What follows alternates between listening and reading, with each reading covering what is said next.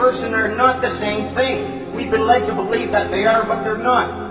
In Black's Law Dictionary, you'll find a definition of a person, and it says, a human being is not a person because he is a human being, but because rights and duties have been ascribed to him. Specifically, the person is that legal subject or substance of which the rights and duties are attributes. But not all human beings are persons, as was the case in Old England when there were slaves.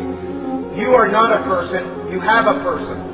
If you never know that this person exists, if the government is acting upon it and you are unaware of its existence, you're a slave to your own ignorance.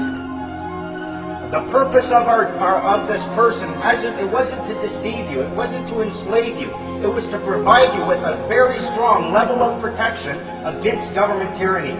If they never act against you as a human being and they're only acting against your person, you always have the option to reject their governance and therefore escape tyranny totally and absolutely peacefully.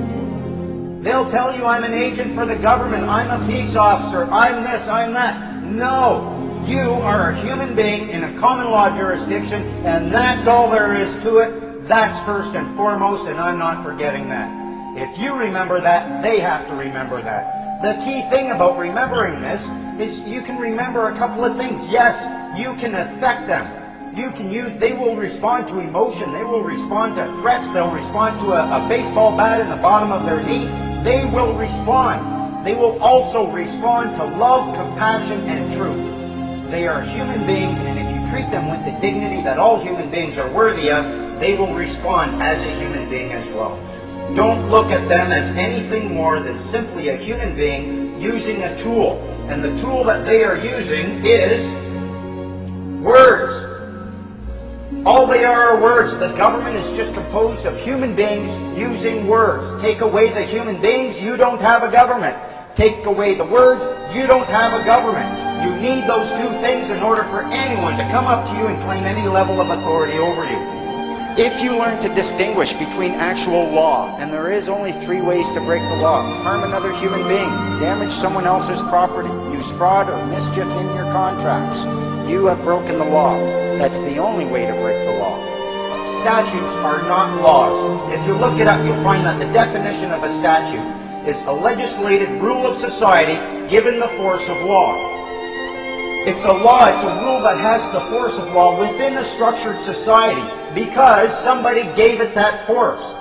Remember, we're all equal here. Who can give those words the force of law? Only you. You have decided to give those statutes the force of law within your societal structure. A society, if you look at the definition of that, it's a number of people joined by mutual consent to deliberate, determine, and act for a common goal. Your consent is required for any statute to have the force of law, and you can spot these. They'll have the word act right in the title. Point out the word act to any government agent asking or claiming authority over you. Say, what exactly does that word right there mean? And you will be 2 steps away from consent.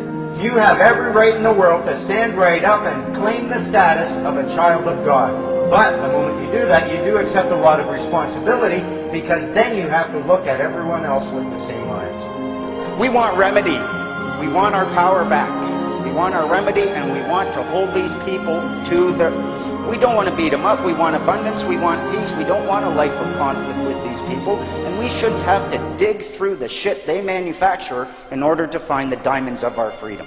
Fundamental 3 things you should have learned. 1, you are not a person. You have a person. It exists in association with you. Statutes are not laws. They do not apply to you. They apply to your person. And finally, believe it or not, you want your freedom. You want to become a free man on the land. You have to treat these people with compassion, regardless of what they've done to you, and I know how difficult that can be. There's a maxim in law, a Roman maxim that says, let he who would be deceived be deceived. If you aren't even willing, if someone comes up to you and says, you have to do this, why? Oh, how do you know that? Everybody knows it. Oh, really? Nobody read the act, but everybody knows it. You start reading these acts and you start finding the remedy within it. These people have a duty to understand and to distinguish between statute and law. They've been dealing with us for so long with people who are essentially ignorant that we don't even distinguish between statute and law, so they assume that you are going to be there. They'll say, oh, you broke the statute, you broke a law, I want to give you a ticket. And then they'll say, I need to see your ID, and if you don't show me ID, I'm going to arrest you for obstruction of justice. I've had cops do this to me, SkyTrain cops.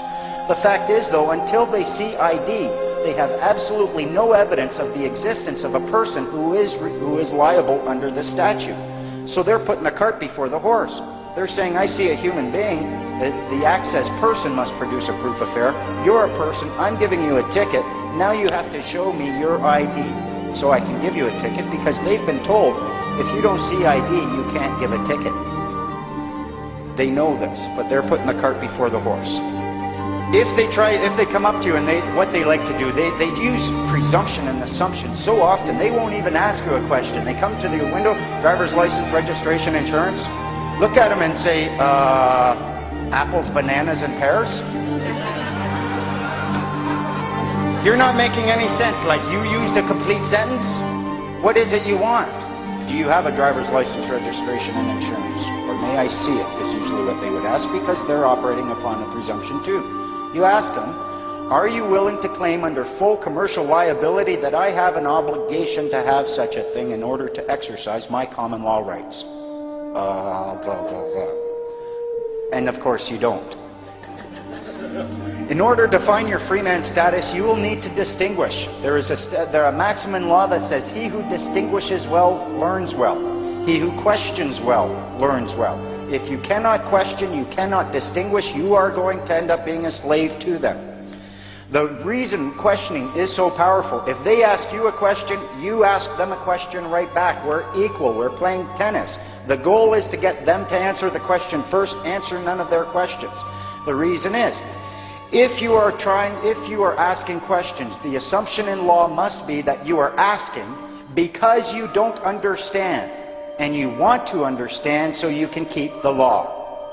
The assumption is, and therefore, as long as you are continually asking questions, they can't do anything. They can't claim you're obstructing justice. They can't claim that you're not that you're in violation of any statute. Just keep asking questions.